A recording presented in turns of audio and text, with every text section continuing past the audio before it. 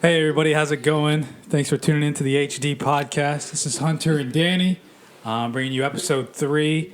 Lots been going on, kinda, sorta. We've been staying busy, just trying to kind of put some methods to our madness. Not a ton of methods, but a lot of madness. A lot of madness. That's how a lot of madness. That's how it kind of goes. But what have you been up to, man? What's been keeping you busy? Work, trying different methods. I'm trying to, I think I talked about this in the last podcast. I'm slowly going away from being in the office most of my day to working from home a little bit more, making some calls from home, doing some one-on-one appointments in face-to-face, in person. I actually talked to a life insurance guy over the weekend. I might buy I might buy some life insurance. $24 a month, 35-year term. I get like $200,000. You don't get $200,000. Whoever passes away. Who's it gonna go to? Who's your beneficiary? Mommy. Mama Dukes. Mama. That's a. I guess that's cool. You know, I never really got into life insurance. I got one through my company. I think it's like $150,000, but I think it's to my mom. I don't even know. How much you pay for it? Do you know? Comes out of like my paycheck, so I get like taxes, like after everything, it's in there somewhere. I don't know. So I think I'll pay like $24 a month for 35 years, so it's not going to increase, which is what. So that's what I liked about it, that I'll be 40 years old, still paying the same amount. Yeah, I can increase it. Yeah, whatever. Future wife will like that. Senora Urbina out there. If you're watching this, Miss Future Urbina, you are possibly a beneficiary. We're still getting a prenup. Yeah. Oh shoot. All right. Well, yeah. No, I mean that's cool, man. Life insurance. What'd that guy teach you though? The life insurance guy. I mean, I already knew it was important. It's been in my mind for a couple of months actually, just in case, man. Just car accident, stupid, some silly like that. Oh, so you actually went like to actually look at life insurance? You weren't interested in like his sales tactics to sell it? No, so he actually goes to the networking event I go to, and he actually gave me a phone call, which is I'm pretty impressed. And we actually had a lot of similarities. Weird. He was born in September. It's kind of a lot of same personality. He's a little older, like 32 or 33, I think. But he called me up to do a face-to-face to talk about referrals, mostly. With the insurance industry, I talk to a lot of clients, obviously, maybe who don't have life insurance. He talks to clients who maybe have health insurance but are paying a lot of money for it. Okay. So it was going to be a good avenue for referrals. And I had no intention on talking to him about my personal health insurance going into it. But we met at Starbucks, and I did tell him, hey, man, I did have some interest in looking at a cheap life insurance plan. Just because that's how I'm. I just kind of plan ahead.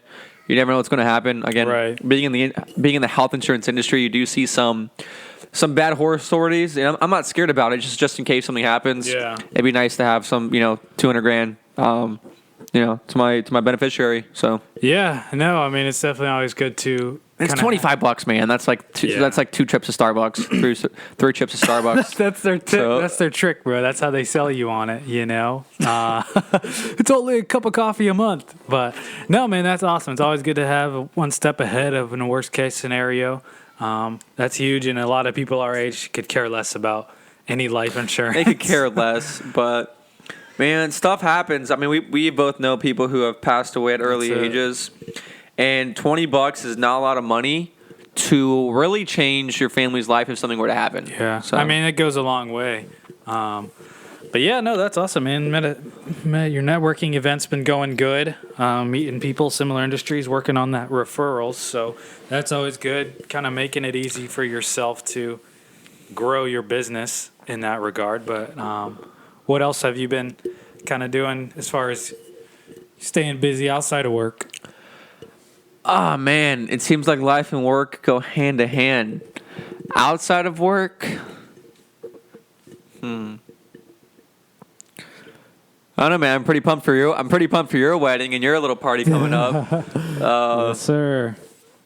Tell us more about that. Yeah, no, we got an engagement party coming up next weekend, so that should be nice get together. But it's been taking. Yeah, Hunter's getting married. For those of you who didn't know, he's getting married next May, April, May next year. Yeah, so that'll be taking up a lot of my time, and it has been taking up a ton of time. Oh my goodness, it's been one thing after another as far as kind of getting things situated and things sorted out to go do everything, man. DJs, florists, venue, food, photos, you name it. It's just been one thing after the other as far as getting things done. So should be a good time. I mean, we're still quite a little bit of ways out, but yeah. All right, so what's the podcast about today? What's the topic for today? Absolutely. So today our topics are going to kind of stay on what we've been touching base with in the past, but what we're going to be kind of talking about today is the transition from high school to college, or from college to your career, kind of that whole space, and in transitioning just from school in general to being more independent. That's it, because as you know, man, that's a tough thing to do, and it's hard. Say you're in college, you get hurt, come back, whatever the situation may be. That's a tough pill to swallow in a lot of different areas. If you don't really know where to start or where to kind of get into. But yeah, our first kind of time we've tapped into this transition, topic. But it's definitely, it needs some talking. But what do you got off the jump? What do you got? Anything that comes to your head? So for those of you who don't know, me and Hunter actually both are dropouts from college. We did about a year and a half of college roughly for both of us. And me personally, I'm just really entrepreneurial from going into college. I actually had a business professor who I spoke to about several business opportunities, and I eventually dropped out. And the transition was really different because we're still supposed to be in college, and we have so much business experience now. Yeah. That I wouldn't give back for anything. I've learned so much over these last 2 years being in business on my own. You got a business degree. Working with people who have been in business for longer than I've been alive. Even some people, my lifetimes too. So it's nice to learn from those kind of people. And what I've learned is the experience goes a lot farther than the actual degree. For those of you who are in some kind of business degree, marketing, finance, man, you guys are going to see pretty soon when you go apply for jobs.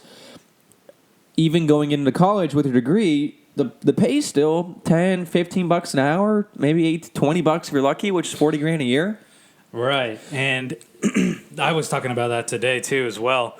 It's ironic that we kind of ran into this, but no, I mean that experience route of gaining experience from the business jump is bar none the best thing that you could possibly do, because nobody is what those guys are teaching you at work or being in the business, like you were saying, people that have been in business longer than we've been alive. That's a free education. It's life. That's a free education right there that you are getting, and they're not even comprehending it in that way to you because they've been in business so long. So it's like, oh, you're a new guy on the block, fired up, whatever. You're coming in there like an empty brain, just getting filled up and filled up and filled up, kind of working its mind to kind of get groomed for that career. So a little tip for those who are leaving school pretty soon and going out into their venture: find someone who is doing what you want to do, whether it's in work or out of work, and learn how they did it. You can do it a lot on, YouTube's a great way with great people like Ed Milet, Andy Frisella, people who we look up to. Right. They're giving out free content, and this is stuff that takes people years and years of experience to learn. And you're learning it in a 10, 15-minute YouTube video. But really, just find people who are at where you want to be at and duplicate the process. You know, you don't want to be the person making the mistakes. You obviously are going to make the mistakes along the ride, but you want to find out what mistakes people made on their journey to where they are now, and really understand what they did, so you don't have to make those mistakes. You learn from other people's mistakes, not from your own. So an example on just a few mistakes that we have made, you know, because we can talk about making mistakes all we want, but if we can give kind of some backstory to some mistakes that we have made. I mean, me personally in the business, a mistake that I have made has definitely been not pursuing the right things for the right reasons. You know, whether that be chasing a sale because you need the money, or chasing a sale because you're actually trying to build a career. And in a space where a sale determines your income, your life, there's no salary, whatever, you know, anything like that is definitely a lesson to learn. That's huge, you know, is learning. All right, so I'm gonna go bold on this one. What's been your biggest mistake, or what's the biggest lesson you've learned up till now? And working in real estate. Working in real estate? The biggest mistake that you've made. All right, the biggest mistake, it's going to sound not cocky, but it's going to sound, I still work with this one, man, but it really saves me a lot of stress up front. But it's learning when to push people out the door.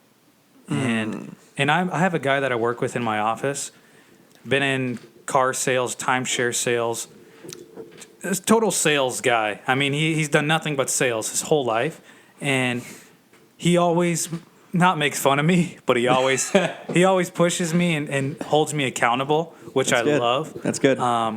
But he always gets on to me because he sees me.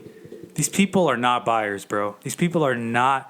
No matter what I do, they're not going to get sold. They're not going to buy. But I'll chase them until they tell me that, you know. And it's not even. It's past the level of like reading people, because there's a difference between like reading people and then a difference between like knowing when to just stop giving these people a full all-you-can presentation. And don't get me wrong, everybody is a buyer, everybody is a prospect, but at some point, you just got to cut the brakes and let up. And I think that's something that I kind of still do, but it's a big thing, is just knowing when to cut those people loose and just sweep them out the door. Because you're wasting your time, and then you're sitting there by your phone following up. They're not picking up any of your calls, so you're calling them like They're crazy. ghosting you, pretty Not much. picking up any calls, not answering any text messages, and you're like, man, they were so interested. Man, they were ready to go. But now it's like 2-3 weeks go by. It's like, man, those people are gone. Like I just wasted so much stress. Kind of thought I had a sale on the fence, and now here I am, stressed out because I gave so much effort to these people that I should have cut the chain on 2 minutes into the presentation, or 2 hours at least when they left after my first meeting. But that's it, man, is knowing when to cut people. Just cut them loose, man. Cut them loose. So That's it. my biggest mistake has been being naive in certain different situations. Oh yeah. When you go into business, man, you think it's all sunshine and rainbows No, in the sir. beginning. No, sir. And you think everyone means well.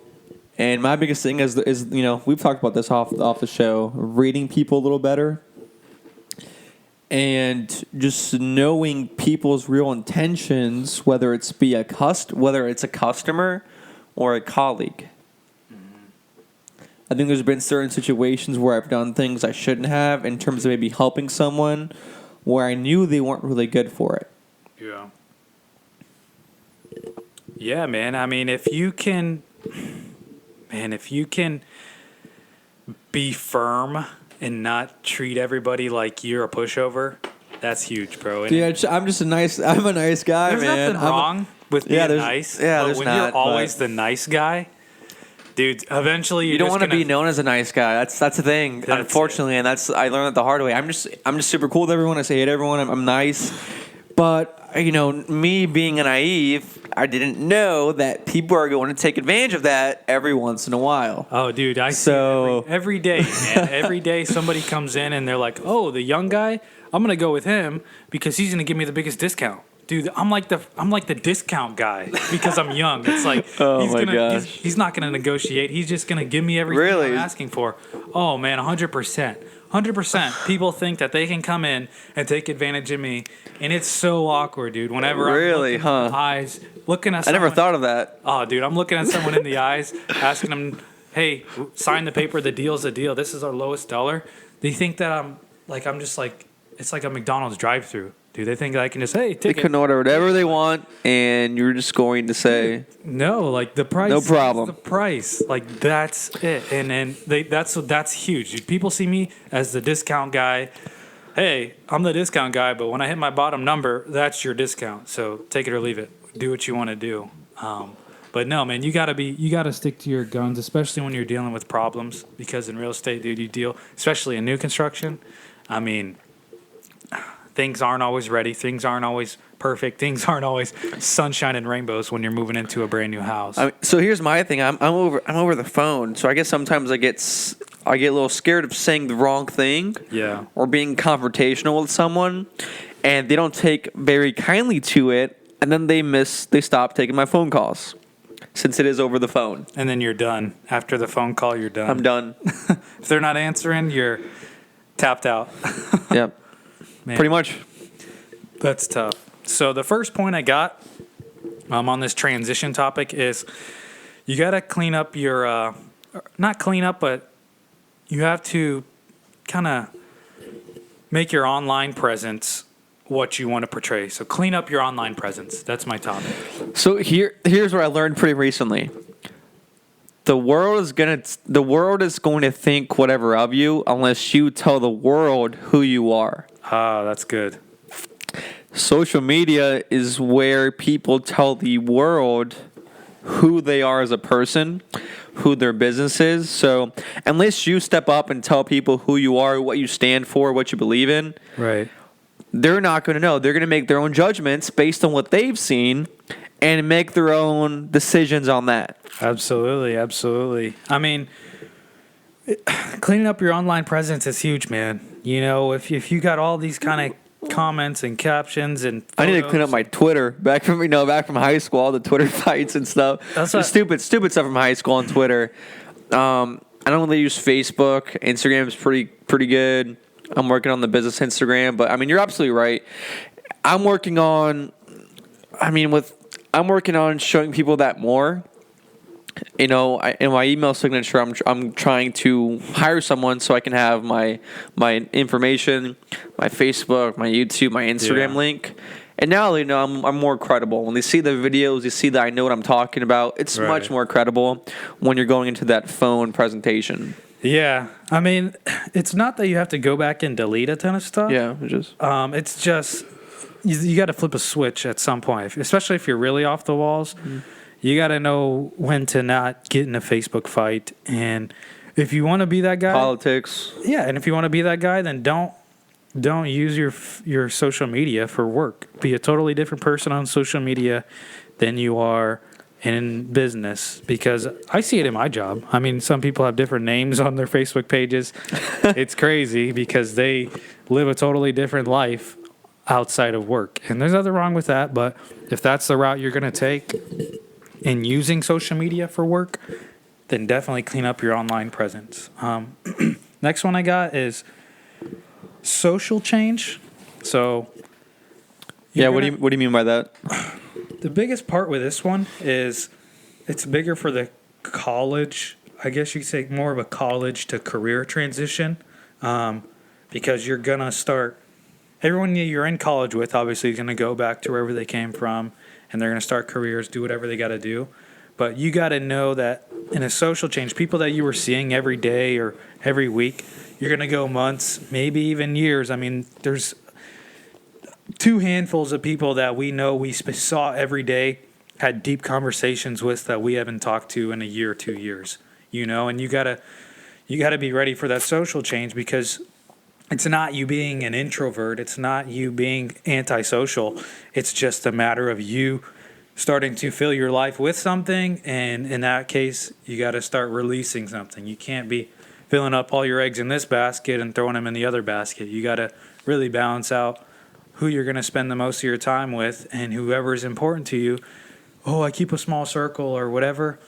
Everybody does that. And if you have a huge circle, then you don't have enough close people to you. Just being honest. I mean, if you don't have a core circle, you're going to run into an issue where you are antisocial introvert because you're not yourself. You're just going to put on a front.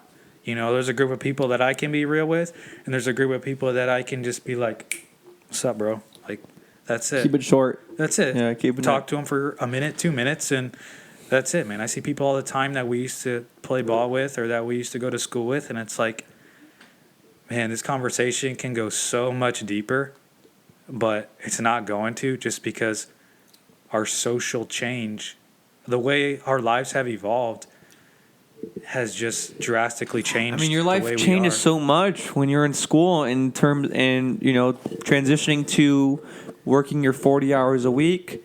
If you're going self-employed, working 50, 60, 70 hours a week, your life changes. That's it. It's So totally different. that career from college, especially that party lifestyle, going from that to a career, time management, back to last episode, time management is going to be huge, but embracing that social change, that your core group of people is going to get smaller, that's going to be huge. And then a nice little nugget I threw in was, even small steps are a big step, because we get caught up in, oh, I just got hired at this job and it's going to be awesome.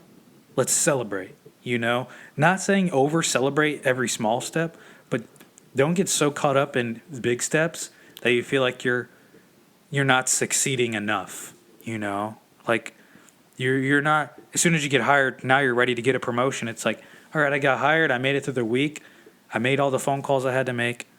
Each one of those small steps is a big step, because once you can start to realize, hey, this is what I can start to do to get into a groove, rather than look at it look at your life or work in a 6-month journey. Just look at it day by day, hour by hour. If you're on a winning streak, keep that thing rolling. Yeah, Gary Vaynerchuk says it pretty best. Gary V. You want to work your ass off from 7 a.m. to 2 in the morning. You want to work your 9 to 5, get home, chill, and then work on what you really care about until, pretty late in the night, midnight, 2 in the morning. And you want to work your ass off, but you also want to have patience. It's a balance of persistence and patience. Yeah, you're not going to have it all figured out in your early 20s and your mid 30s. So you do need to work your butt off into whatever you're doing. So, and the Bible says this, the word says this, you want to harvest whatever is in front of you. So you want to plant seeds, do whatever the task is in front of you, and those seeds will eventually harvest. So you want to work your butt off on what you're doing now, have the patience, watch the crops grow, and then, go from there. Absolutely, man. I mean, you reap what you sow. So whatever you're sowing your seeds into, that's what you're going to reap at that harvest. I mean, that's huge. That's huge. And a lot of people hear that. But once you are in that situation where you're in that transition where you're having to put one foot in front of the other, that's when you're like, wow, I can go back to that and realize, wow, every small step is a big step. I'm reaping what I'm sowing. All this hard work I put in is now coming back around full circle, which is huge. What about this one? Sweat equity and going into a new business, staying proactive, and then taking initiative. So a lot to dig into right there. Let's first get into sweat equity and what you think about sweat equity and how that doesn't always reflect your income, but how, back to reaping what you're sowing, how putting in the work, putting in that sweat eventually equals success. How's that relate? Yeah, I think when you're coming up, you're working on certain skills. Yeah. And those skills, you might not use them now, but you might use them 5, 6, 7 years down the road. And I was actually going to ask you this. What do you think are the most important skills, or what's the most important thing someone should do coming out of college? Obviously finding a good job, that's it. But, what kind of skills do you think someone should develop that they're going to use for the rest of their life? So, a big thing that I've learned, and it sounds so cliche because you hear it on every successful guru guy, but investing in yourself, and paying off your personal debts comes before you start blowing your money and doing things of that sort. So, back to your question. What do you mean by personal debts? Do you mean like student loans? Do you mean like paying your dues? What do you mean by that for those who don't know? It could be, say you have a ton of debt, so investing in yourself could be from a financial standpoint, or going out and buying a Tai Lopez course like we did, investing in yourself, not for school and education, but investing in yourself and developing people skills, people tools, taking care of whatever you got to take care of so that when you jump into this career or whatever you want to start doing, when you jump into that, you don't have to look back and wish you would have invested more into yourself. It's like a big tool you should have when you get into your career is making sure that you're giving this your 100% and you're not giving anything else, any other bit of what it deserves. Because if you can do what you're doing 100 whole heart %, then that's you knowing that you've given it your all, rather than saying, "Oh, I wish I would have invested a little bit more time. I wish I would have paid off a little bit more regrets." debt." But regrets, minimizing your regrets. that's it. You never want to be the guy that says, "I wish I would have da da da."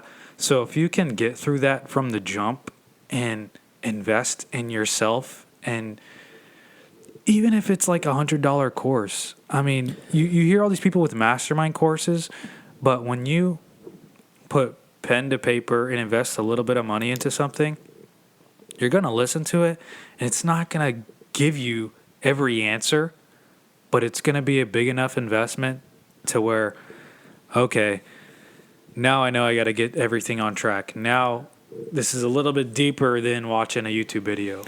And investing in yourself can be multiple ways. It can be the clothes you wear in terms of presence and business presence. Presence. Absolutely. Every successful person, for those who want to go to be someone in their life like that, they read. Absolutely. Reading. So it's not just investing money, it's investing time. It's spending that 30 minutes a day reading a book. Yeah. It's spending money on that on that course. It's just putting money into personal and self-development. That's really what it comes down to. That's it. Investing into yourself personally, self-development. You're a big reading guy, and I definitely commend you for that, because reading has been a huge thing, and it's not the most popular, and it's not the most favorite thing for a lot of people. It's all known. It's nerdy. It's all this. We've all known that from childhood. Kids who read a lot in middle school, whatever maybe were picked on. The richest people in the world, the most successful, all do it, and they all talk about how essential reading was to them in their life. I mean, everyone does. The most successful real estate person, an insurance guy, Trump, like him or not, he's a business guy. He's written a couple. He's written a couple of books. Yeah, he's a reader guy. He's done his. He's. Shoot. He's read a book or two. He's written a book or two. So, reading is just when you read a book, you're looking for that one spark. You're looking for a couple of extra things that's going to help you in your personal life. You can always take some kind of, me personally, I read more sales books to get better at sales. I also read more of psychology books to work on my mental game and also work on reading people better. So it really comes down to what you want to learn about more. And there's a rule saying that if you read a book every month in the profession that you want to be in, you're going to be within the top 5%. Wow. of your industry because of all the work you've done to that industry. I mean, that's huge, and that's just reading, dude. that's doing what nobody else wants to see. That's taking one step, investing in yourself. It's doing what no one, further. guys know. The average American reads less than a book, a month, a year. I'm not sure what Probably a what the year. statistic is. I know a good 30 people that haven't read a book this. I know a good probably 50 people that haven't read a book. Oh, no this one whole year. does. I mean, my parents don't. I don't know if yours do. Shoot, I probably know 100 people haven't read a book this I mean, year. guys, if you want to have a great income, if you want to be different in life, if you don't want to be an average Joe, you have to do what average Joes don't want to do. If you get home from work and are watching Netflix for the rest of the day, Oh boy. that's the average Joe. Oh boy. When you're That's doing it. things that they don't do, working out, obviously, reading, just learning, being curious. I mean, you're going to get what people who don't do, get. Yeah. So, Yeah, no, I mean that sweat equity and putting in that work, doing the things that nobody wants to do to receive the results nobody gets. I mean, that's basically it. And that end of that point was taking initiative, which is what you got to do to make it happen. You got to take that step. You got to take initiative. You got to make the whole circle go around because nobody else is going to. Nobody else is going to work as hard as you for what you want. So you got to take initiative because it's what you want. It's not what your mom wants, your friend wants, your girlfriend wants. Nobody else wants it but you. So you have to be the one to put one foot in front of the other. And if you're not willing to do that, then I don't know what to tell you. I don't know if this is right for you. I don't know if this is what you should be doing. If you're just wasting your time, and I mean, I'm not going to be light, but that's it. If you're not willing to take initiative, we live in a world where it's the easiest time to make the most amount of money. There's never been a Easiest. whole time in the whole Easiest. entire history of the entire world. There's never been an easier time for you to make the most amount of money, ever. I mean, people talk about the tech boom. People talk about so many different things. This time that we're in now is literally the easiest time. You are connected to the entire world at your fingertips. The entire world is at your fingertips. The history of the world is at your fingertips. You can link with any distributor. Imagine back in the 80s trying to link with a distributor trying to sell T-shirts and clothes. I mean, that's why you saw... you send them a letter? Dude, that's I what I'm don't know. saying. Like you see companies like sock companies, shirt companies, paper companies. Dude, paper companies were huge. Newspapers, all that stuff. Back then, dude, I was talking with a realtor, right? Huge producer right now. I mean, not huge. He probably does like $20 million a year in volume. So I was like, hey, what did you used to do? Just kind of picking his brain. He's like, yeah, I've been all over the place. He's like, I actually started a paper company with my mom. We were doing leatherbacks. So their competition, listen to this, their competition was Louis Vuitton, Coach, Michael Kors. That was their Yeah, competition. I've never heard of them before. And what they were doing is making journals. And they were outsourcing the paper from China and then producing these leatherback journals for like $40 a piece. He's like, yeah, business was huge, but it went down after like the 80s. I wonder why, right? Another thing he said he was doing, what else was he doing? He was doing crazy stuff, bro. Like Amscott before any tech boom. He was doing a cash checking business. Basically, workers come in, cash their check. It was before Amscott or anything like that.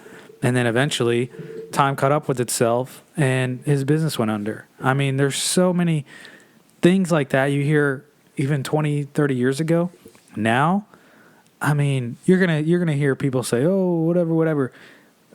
Honestly, at every opportunity ever in the past, regardless of any situation, there's no better time than now to make the most amount of money ever in the history of the world. And we're born in America. And we're in America. No kidding. We literally have the ability to do whatever we want. So it blows my mind when people say or have any sort of excuse on why they can't be successful, why stuff gets too hard and so forth. I mean, it's really it bothers me. That's a huge thing is when people don't want to take initiative and take that initial step. So networking I got on here, we've talked about networking. I mean, we know that's important. to getting in a career, transitioning from college in a career, networking? Any little quick tips you want to hit on networking? Everyone's heard the phrase, it's not what you know, it's who you know. That's it. And how do you meet? I mean, you meet guys. People are open to having conversations with you. I mean, going to events and having conversations, shaking one's hand, just having a good first Yeah. impression with someone goes a long way.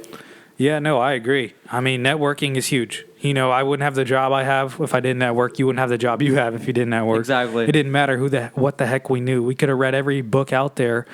It doesn't matter. If we didn't know the people we knew, we wouldn't have the jobs or be in the places we are right now. So that's why networking is important. If you want to research about more on networking, go freaking network. Just Google networking events in your city and meet people. Dude, go I mean, going open-minded, meet people, talk to people. go to the guy across the street, meet a neighbor.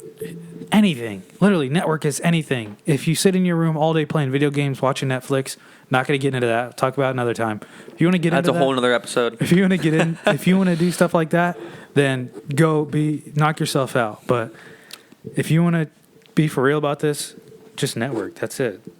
And second to last one I wanted to have was staying true to your value and to your motivators, because it's easy to get swayed in business and veer from what your faith is based around. But not only your faith, just kind of how you are as a person. We never want to be that guy that screws anybody over.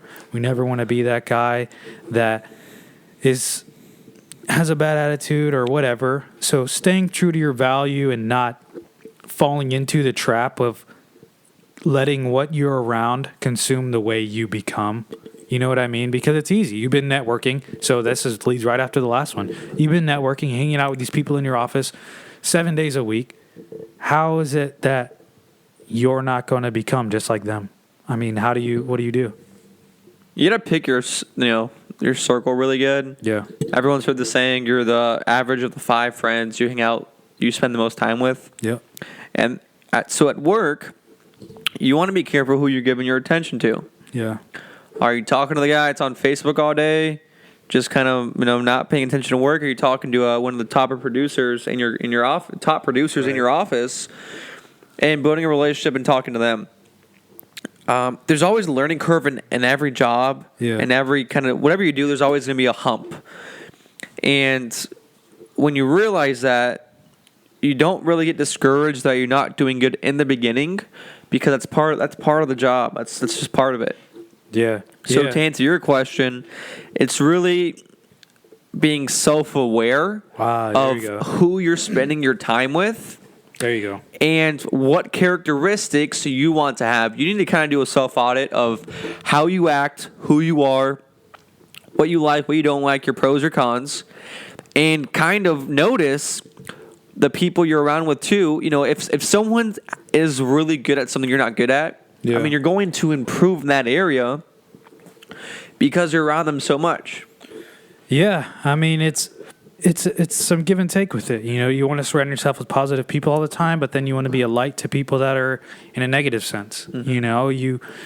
You're constantly in this battle of surrounding yourself with challenging situations. Whether you're in a place where everybody is negative all the time and you're the only positive guy, I would say try to not spend as much time around them. Try to separate yourself and not become another just negative Nancy, because you're starting something new, and it's gonna be a big learning curve, and everyone's gonna say, oh, you're gonna hate this job, or it's gonna be that, this gonna be that. Give it 5 months, and you're just gonna be like the rest of us. Just don't be that guy. Keep filling yourself up with whatever you need to fill yourself up with, whether it's going to church, whether it's hanging out with positive people, whether it's having an accountability group, whatever it is. Keep filling yourself up with that. So the only thing you're not consuming, or the only thing you're consuming, is not the negative people at whatever workspace you're at. But last point, finish this one up.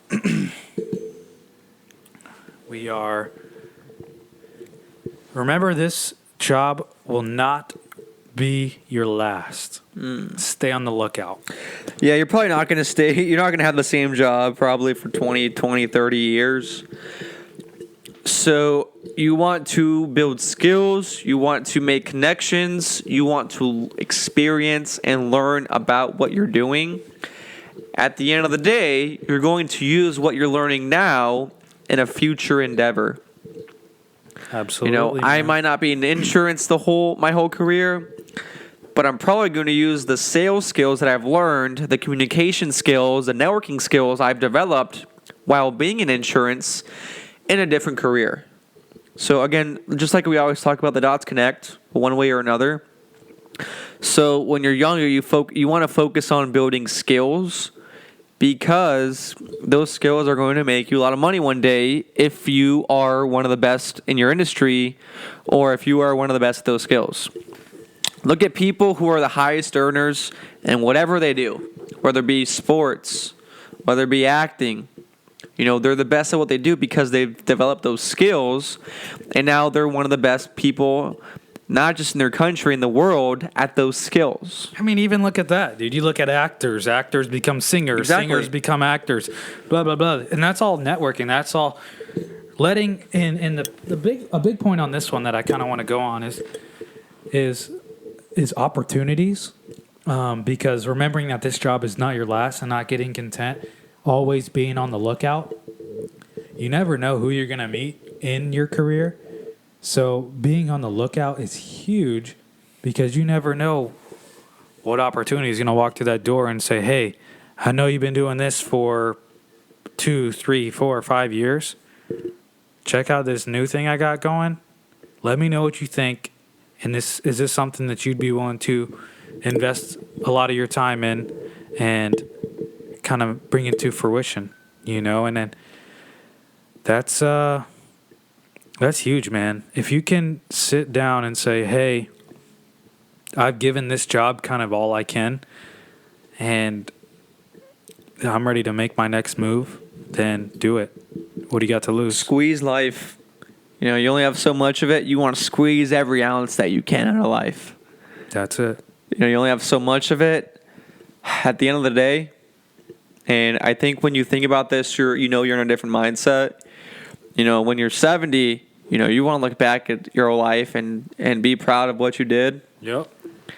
And just know that deep down, you gave it all you could. Gave it a hundo. 100. That's it. But, no, we're kind of closing out here. Any last topics you kind of want to bring up, or any questions on anything in particular? No, that's it. Everyone, thanks for tuning in on to episode 3. More content to come, more exciting content. Let us know what you guys want to talk about. We're still early on in the process. If you guys are liking this, let us know. If you want to hear something different, let us know. We're just basically giving you our experience. Again, we're doing this because in 10 years, when we've done something with our lives, hopefully, we want to look back and listen to this one day and laugh. And just kind of look back, and because again, I hear a lot of people who have done something with their lives. Their biggest regret is not having kind of any information out that from what they've done. A timeline. That's why Gary Vee does all the video stuff that he does, recording himself, because he wants his grandkids to kind of see his videos and kind of it's something totally different. Well, that's it. Thanks for tuning into our timeline, the HD podcast, and we'll see you in the next one. Thanks, guys. See ya.